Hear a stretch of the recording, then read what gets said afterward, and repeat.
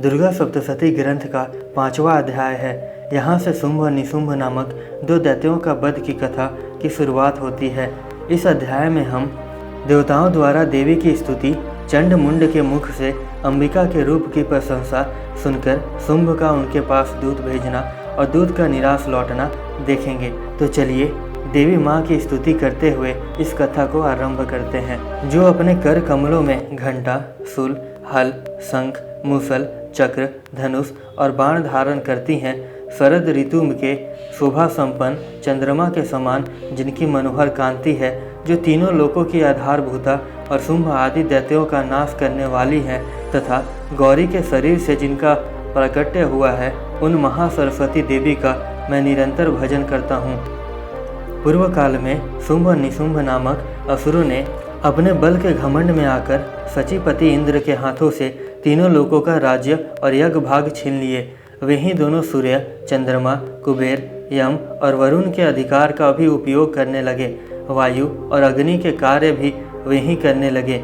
उन दोनों ने सब देवताओं को अपमानित, राजभ्रष्ट, पराजित तथा अधिकारहीन करके स्वर्ग से निकाल दिया। उन दोनों महान असुरों से तिरस्कृत देवताओं ने अपराजिता देवी का स्मरण किया और सोचा, जगदम्बा ने हम लोगों को वर दिया था कि आपत्ति काल में स्मरण करने पर मैं तुम्हारी सब आपत्तियों का तत्काल नाश कर दूंगी। यह विचार कर देवता गिरिराज हिमालय पर गए और वहां भगवती विष्णु माया की स्तुति करने लगे। देवता बोले, देवी को नमस्कार है, महादेवी शिवा को सर्वदा नमस्कार है, प्रकृति एवं भद्रा को प्रणाम है। हम लोग नियम पूर्वक जगदम्बा को नमस्कार करते हैं।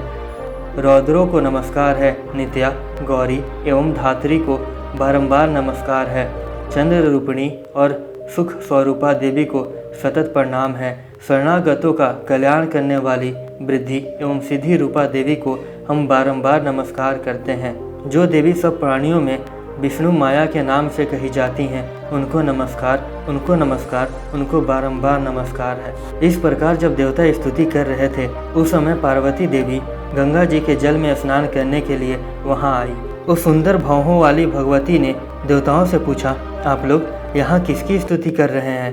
तब उन्हीं के शरीर कोश से प्रकट हुई शिवा देवी बोली, शुंभ दैत्य से तिरस्कृत और युद्ध में निशुंभ से पराजित हो यहाँ एकत्रित हुए ये समस्त देवता यह मेरी ही स्तुति कर रहे हैं। पार्वती जी के शरीर कोश से अंबिका का प्रादुर्भाव हुआ, इसलिए वे समस्त लोकों में कौशिकी कही जाती हैं।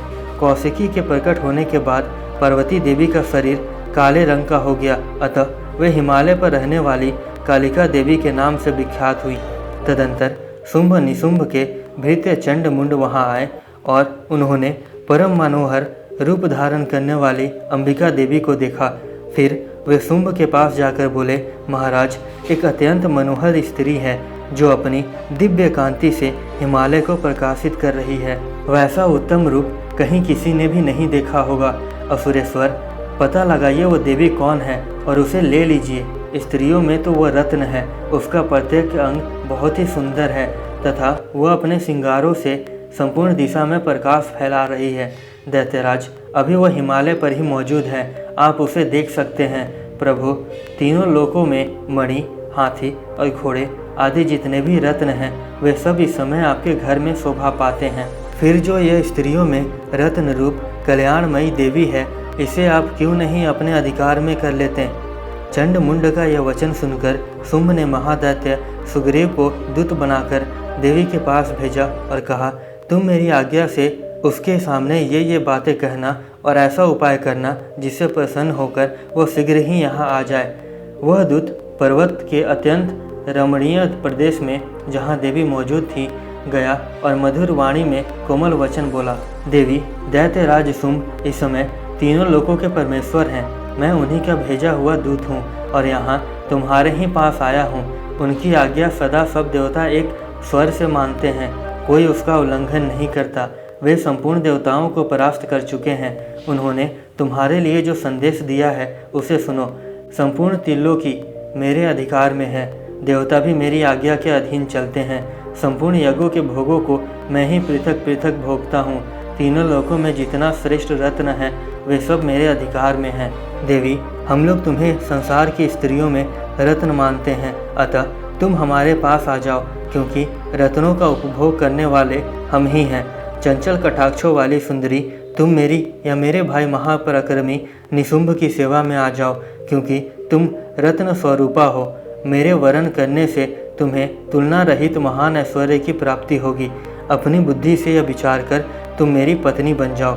दूत के यूँ कहने पर कल्याणमयी भगवती दुर्गा देवी, जो इस जगत को धारण करती हैं, मन ही मन गंभीर स्वभाव से मुस्कुराईं और इस प्रकार बोली, दूत, तुमने सत्य कहा है, इसमें तनिक भी मिथ्या नहीं है। शुंभ तीनों लोकों का स्वामी है और निशुंभ भी उसी के समान पराक्रमी है, किंतु इस विषय में मैंने जो प्रतिज्ञा कर ली है उसे मिथ्या कैसे करूं? मैंने अपनी अल्प बुद्धि के कारण पहले से जो प्रतिज्ञा कर रखी है उसे सुनो। जो मुझे संग्राम में जीत लेगा, जो मेरे अभिमान को चूर्ण कर देगा, संसार में जो मेरे समान बलवान होगा वही मेरा स्वामी होगा। इसलिए शुंभ तथा महादैत्य निशुंभ स्वयं ही यहाँ पधारे और मुझे जीतकर शीघ्र ही अपने अधिकार में कर लें। इसमें विलंब की क्या आवश्यकता है? दूत बोला, देवी, तुम घमंड से भरी हो, मेरे सामने ऐसी बातें न करो। तीनों लोकों में कौन ऐसा पुरुष है जो शुंभ और निशुंभ के सामने खड़ा हो सके? देवी, अन्य दैत्यों के सामने भी सारे देवता युद्ध में नहीं ठहर सकते, फिर तुम अकेली स्त्री होकर कैसे ठहर सकती हो?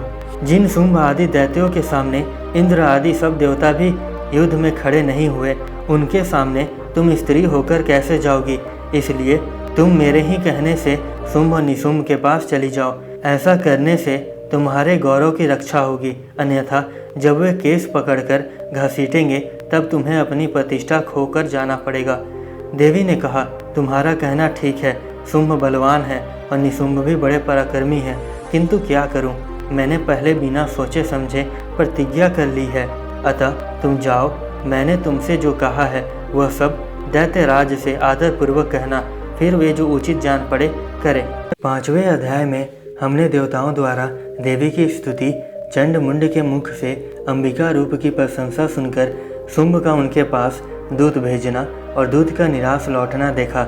इस 6ठे अध्याय में राक्षसों के सेनापति धूम्रलोचन का वध देखेंगे। देवी के कथन सुनकर दूत को बड़ा दुख हुआ और उसने दैत्यराज के पास जाकर सब समाचार विस्तार पूर्वक कह सुनाया।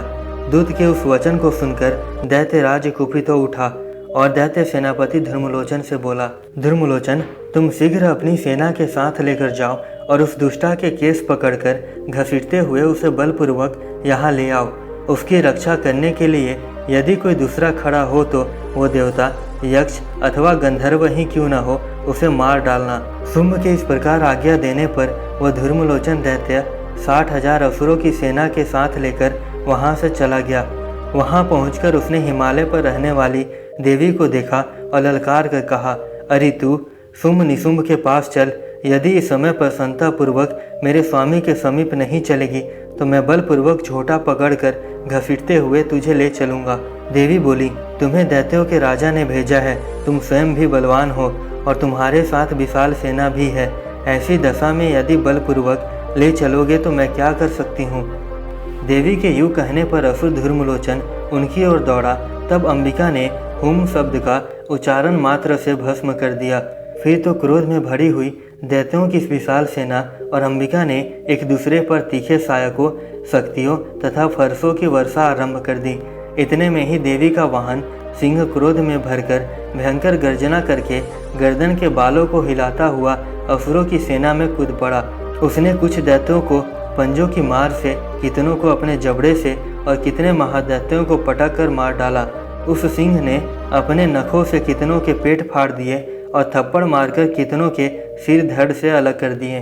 कितनों की भुजाएं और मस्तक काट डाले और अपनी गर्दन के बाल हिलाते हुए उसने दूसरे दैत्यों के पेट फाड़कर उनका रक्त चूस लिया। अत्यंत क्रोध में भरे हुए देवी के वाहन उस महाबली सिंह ने क्षण भर में असुरों की सारी सेना का संहार कर डाला। शुंभ ने जब सुना कि देवी ने धूम्रलोचन असुर को मार डाला तथा उनके सिंह ने सारी सेना का सफाया कर डाला, तब दैत्यराज को बड़ा क्रोध हुआ। उसके होठ कांपने लगे। उसने चंड और मुंड नामक 2 महादैत्यों को आज्ञा दी, हे चंड और हे मुंड, तुम लोग बहुत बड़ी सेना लेकर वहां जाओ। उस देवी के झोटे पकड़कर अथवा उसे बांधकर शीघ्र यहाँ ले आओ।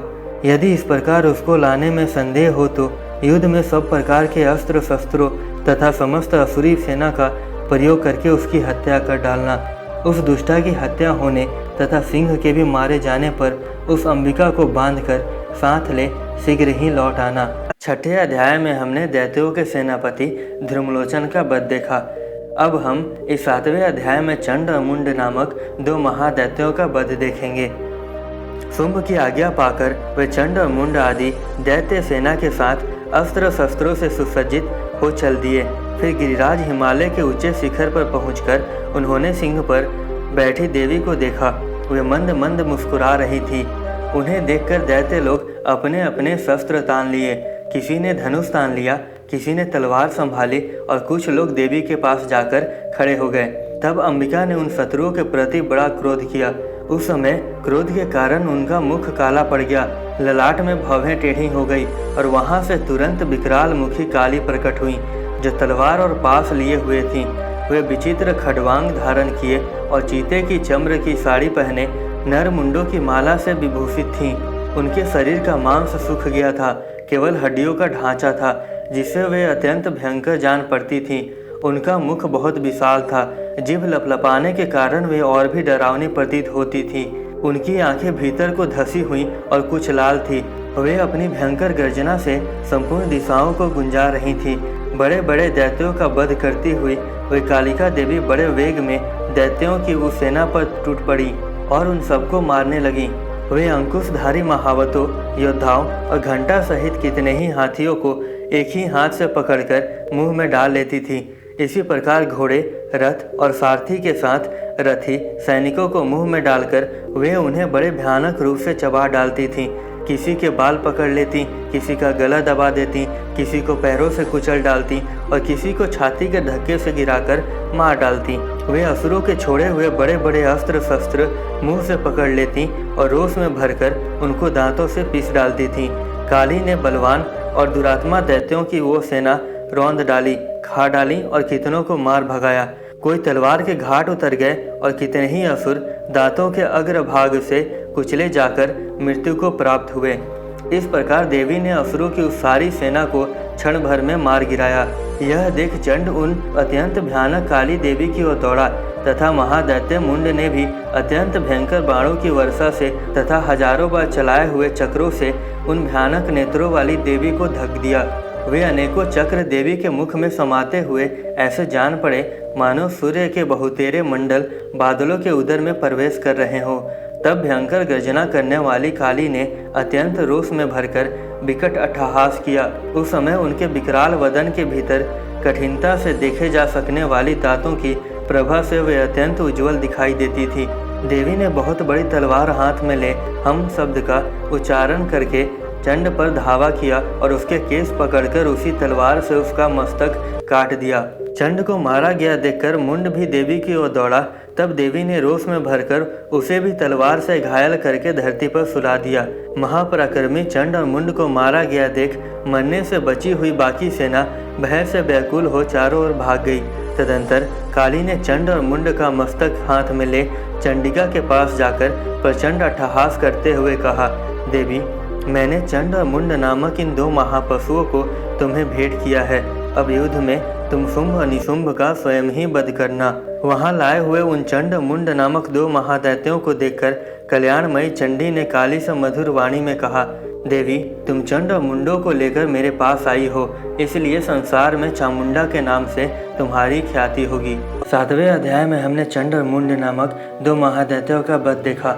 दुर्गा सप्तशती के इस 8वें अध्याय में देवी काली द्वारा महादैत्य रक्तबीज का वध देखेंगे। चंड और मुंड नामक दैत्यों के मारे जाने तथा बहुत सी सेना का संहार हो जाने पर दैत्यों के राजा प्रतापी शुंभ के मन में बड़ा क्रोध हुआ और उसने दैत्यों की संपूर्ण सेना को युद्ध के लिए कुछ करने की आज्ञा दी। उसकी अत्यंत भयंकर सेना आती देख चंडिका ने अपने धनुष की टंकार से पृथ्वी और आकाश के बीच का भाग गुंजा दिया। तदंतर देवी के सिंह ने भी बड़े जोर जोर से दहाड़ना आरंभ किया। फिर अंबिका ने घंटे के शब्द से उस ध्वनि को और भी बढ़ा दिया। धनुष की टंकार, सिंह की दहाड़ और घंटे की ध्वनि से संपूर्ण दिशाएं गूंज उठी।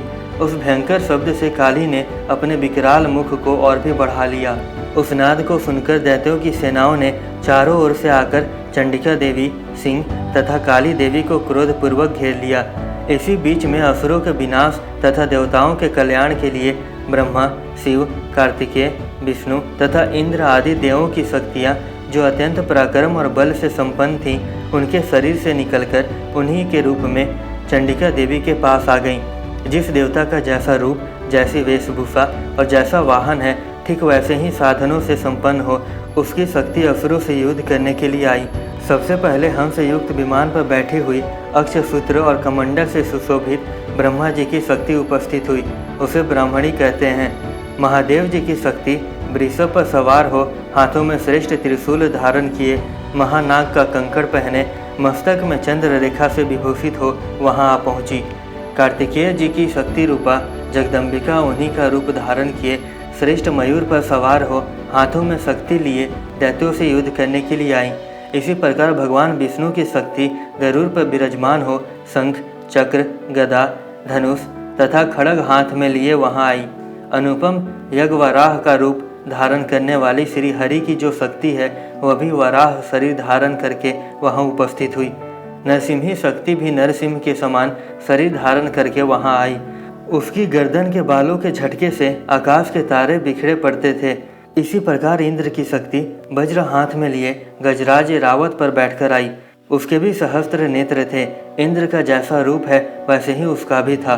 तदंतर उन देव शक्तियों से घिरे हुए महादेव जी ने चंडिका से कहा, मेरी प्रसन्नता के लिए तुम शीघ्र ही इन असुरों का संहार करो। तब देवी के शरीर से अत्यंत भयानक और परम उग्र चंडिका शक्ति प्रकट हुई। उस अपराजिता देवी ने धूमिल जटा वाले महादेव जी से कहा, भगवान अब शुंभ निशुंभ के पास दूत बनकर जाइए और उन अत्यंत गर्वीले दानव शुंभ और निशुंभ दोनों से कहिए, साथ ही उसके अतिरिक्त जो भी दानव युद्ध के लिए वहां उपस्थित हो, उनको भी यह संदेश दीजिए, दैत्यों यदि तुम जीवित रहना चाहते हो तो पाताल लोक को लौट जाओ। इंद्र को त्रिलोकी का राज्य मिल जाए और देवता यज्ञ भाग का उपभोग करें। यदि बल के घमंड में आकर तुम युद्ध की अभिलाषा रखते हो तो आओ, मेरी योगिनियाँ तुम्हारे कच्चे मांस से तृप्त हों। चूँकि उस देवी ने भगवान शिव को दूत के कार्य में नियुक्त किया था, इसलिए वो शिवदूती के नाम से संसार में विख्यात हुई। वे महादैत्य भी भगवान शिव के मुँह से देवी के वचन सुनकर क्रोध में भर गए और जहाँ कात्यायनी विराजमान थी उस ओर बढ़े। तदंतर वे दैत्य अमरस में भरकर पहले ही देवी के ऊपर बाण, शक्ति आदि अस्त्रों के वृष्टि करने लगे। तब देवी ने खेल खेल में धनुष की टंकार की और उसे छोड़े हुए बड़े बड़े बाणों द्वारा दैत्यों के चलाए हुए बाण, शूल, शक्ति और फरसों को काट डाला। फिर काली ने आगे होकर शत्रुओं को शूल के प्रहार से घायल करने लगी और खड्वांग से उनका कचूमर निकालती हुई रणभूमि में विचरने लगी। ब्राह्मणी भी जिस जिस ओर दौड़ती उसी ओर अपने कमुंडलू का जल छिड़ककर शत्रुओं के ओज और पराक्रम को नष्ट कर देती थी। महेश्वरी ने त्रिशूल से और वैष्णवी ने चक्र से और अत्यंत क्रोध में भरी हुई कुमार कार्तिकेय की शक्ति से दैत्यों का संहार आरंभ किया। इंद्र शक्ति के वज्र प्रहार से घायल हो सैकड़ों दैत्य दानव रक्त की धारा बहाते हुए पृथ्वी पर सो गए। इस प्रकार क्रोध में भरे हुए मातृ गणों को नाना प्रकार के उपायों से बड़े बड़े असुरों का मर्दन करते देख दैत्य सैनिक भाग खड़े हुए। मातृ गणों से पीड़ित दैत्यों को युद्ध से भागते देख रक्तबीज नामक महादैत्य क्रोध में भरकर युद्ध करने के लिए आया। उसके शरीर से जब रक्त की बूंद पृथ्वी पर गिरती तब उसी के समान शक्तिशाली एक दूसरा महादैत्य पृथ्वी पर पैदा हो जाता। महाअसुर रक्तबीज हाथ में गदा लेकर इंद्र शक्ति के साथ युद्ध करने लगा। तब ऐन्द्री ने अपने वज्र के प्रहार से रक्तबीज को मारा।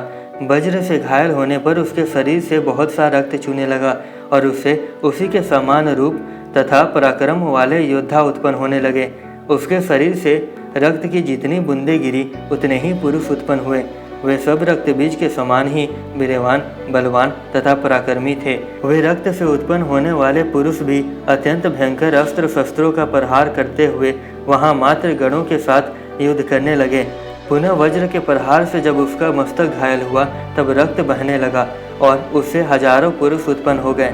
वैष्णवी ने युद्ध में रक्तबीज पर चक्र का प्रहार किया तथा ऐन्द्री ने उस दैत्य सेनापति को गदा से चोट पहुंचाई। वैष्णवी के चक्र से घायल होने पर उसके शरीर से जो रक्त बहा और उससे जो उसी के बराबर आकार वाले सहस्त्रों महादैत्य प्रकट हुए, उनके द्वारा संपूर्ण जगत व्याप्त हो गया। कुमारी ने शक्ति से, वराहिनी ने खड्ग से और महेश्वरी ने त्रिशूल से महादैत्य रक्तबीज को घायल किया। क्रोध में भरे हुए उस महादैत्य रक्तबीज ने भी गदा से सभी मात्र शक्तियों पर पृथक पृथक प्रहार किया। शक्ति और शूल आदि से अनेक बार घायल होने पर जो उसके शरीर से रक्त की धारा पृथ्वी पर गिरी, उससे भी निश्चय ही सैकड़ों असुर उत्पन्न हुए। इस प्रकार उस महादैत्य के रक्त से प्रकट हुए असुरों द्वारा संपूर्ण जगत व्याप्त हो गया। इससे उन देवताओं का बड़ा भय हुआ। देवताओं को उदास देख चंडिका ने काली से शीघ्रतापूर्वक कहा, चामुंडे, तुम अपना मुख और भी फैलाओ तथा मेरे शस्त्रपात से गिरने वाले रक्त बिंदुओं और उनमें उत्पन्न होने वाले महादैत्यों को तुम अपने उतावले मुख से खा जाओ। इस प्रकार रक्त से उत्पन्न होने वाले महादैत्यों का भक्षण करती हुई तुम रण में विचरती रहो। ऐसा करने से वह दैत्य का सारा रक्त क्षीण हो जाने पर वह स्वयं भी नष्ट हो जाएगा। उन भयंकर दैत्यों को जब तुम खा जाओगी तब दूसरे नए दैत्य उत्पन्न नहीं हो सकेंगे। काली से यूँ कहकर चंडिका देवी ने शूल से रक्तबीज को मारा और काली ने अपने मुख में उसका रक्त ले लिया। तब उसने वहां चंडिका पर गदा से प्रहार किया, किंतु उस गदा पात ने देवी को तनिक भी वेदना नहीं पहुंचाई। रक्त बीज के घायल शरीर से बहुत सारा रक्त गिरा, किंतु ज्यों ही वो गिरा त्यों ही चामुंडा ने उसे अपने मुख में ले लिया।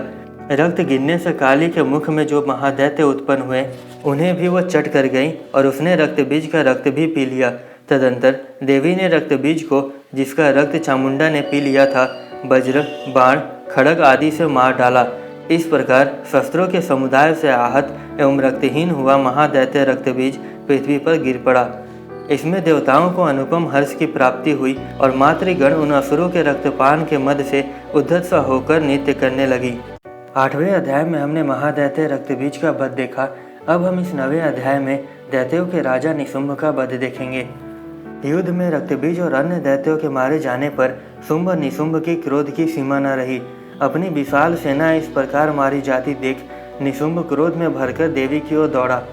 उसके साथ असुरों की प्रधान सेना थी। तब देवी के साथ शुंभ और निशुंभ का घोर संग्राम छिड़ गया। वे दोनों दैत्य मेघों की भांति बाणों की भयंकर बारिश कर रहे थे।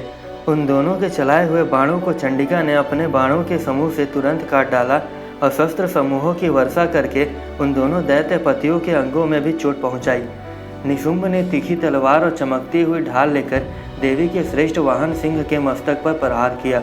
अपने वाहन को चोट पहुंचने पर देवी ने क्षुब्र नामक बाण से निशुंभ की श्रेष्ठ तलवार तुरंत ही काट डाली और उसके ढाल को भी, जिसमें 8 चांद जड़े थे, खंड खंड कर दिया।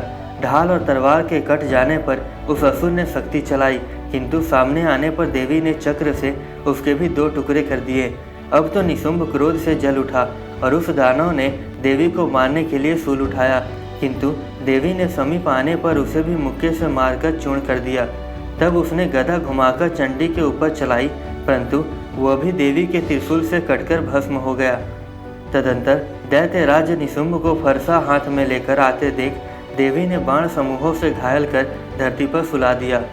उस भयंकर पराक्रमी भाई निशुंभ के धराशायी हो जाने पर शुंभ को बड़ा क्रोध हुआ और अंबिका का वध करने के लिए वो आगे बढ़ा। शुंभ को अपनी तरफ आते देख देवी ने शुंभ को लक्ष्य करके कहा, ओ दुरात्मा, खड़ा रह, खड़ा रह। तभी आकाश में खड़े हुए देवता बोल उठे, जय हो, जय हो। शुंभ ने वहां आकर ज्वाला से युक्त अत्यंत भयानक शक्ति चलाई। अग्नि में पर्वत के समान आती हुई उन शक्तियों को देवी ने बड़े भारी लुके से दूर हटा दिया। उस समय शुंभ के सिंहनाद से तीनों लोक गूंज उठे।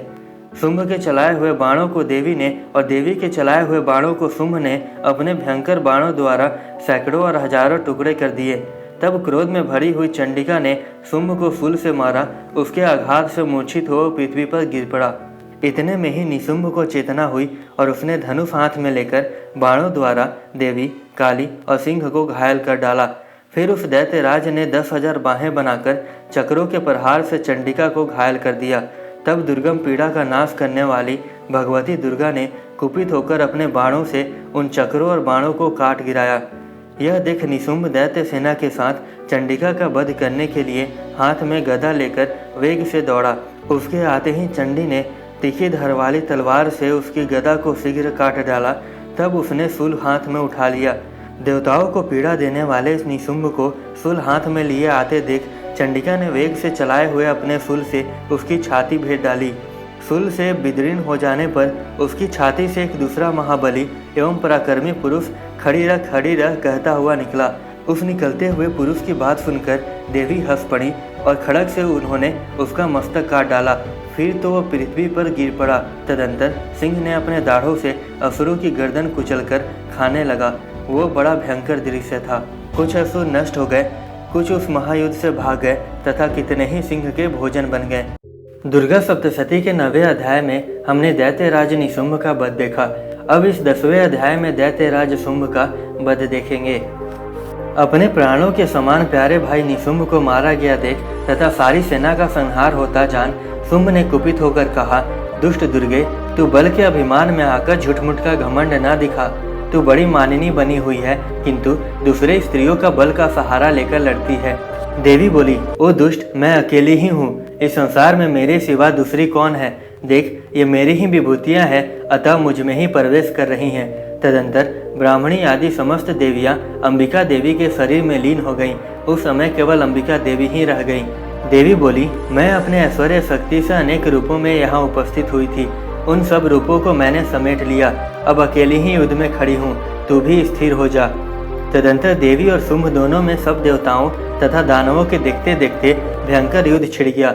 बाणों की वर्षा और तीखे शस्त्रों एवं अस्त्रों के प्रहार के कारण उन दोनों का युद्ध सब लोगों के लिए बड़ा भयानक प्रतीत हुआ। उस समय अंबिका देवी ने जो सैकड़ों दिव्य अस्त्र छोड़े, उन्हें दैत्यराज शुंभ ने उनके निवारक अस्त्रों द्वारा काट डाला। इसी प्रकार शुंभ ने भी जो दिव्य अस्त्र चलाए, उन्हें परमेश्वरी ने भयंकर हुंकार शब्द के उच्चारण आदि द्वारा खिलवाड़ में ही नष्ट कर डाला। तब उस असुर ने सैकड़ों बाणों से देवी को ढक दिया।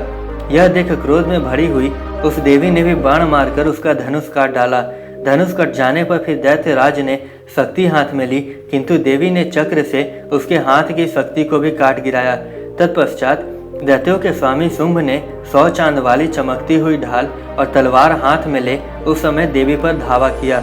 उसके आते ही चंडिका ने अपने धनुष से छोड़े हुए तीखे बाणों द्वारा उसकी सूर्य किरणों समान उज्जवल ढाल और तलवार को तुरंत काट दिया। फिर उस दैत्य के घोड़े और सारथी मारे गए। धनुष तो पहले ही कट चुका था। अब वह असुर मुक्का तानकर बड़े वेग से देवी की ओर झपटा। उस दैत्य राज ने देवी की छाती में मुक्का मारा। तब उन देवी ने भी उसकी छाती में एक चाटा जड़ दिया। देवी का थप्पड़ खाकर दैत्यराज शुंभ पृथ्वी पर गिर पड़ा, किंतु पुनः सहसा उठकर खड़ा हो गया। फिर वो उछला और देवी को ऊपर ले जाकर आकाश में खड़ा हो गया। तब चंडिका आकाश में भी बिना किसी आधार के ही शुंभ के साथ युद्ध करने लगी। उस समय दैत्य और चंडिका आकाश में एक दूसरे से लड़ने लगे।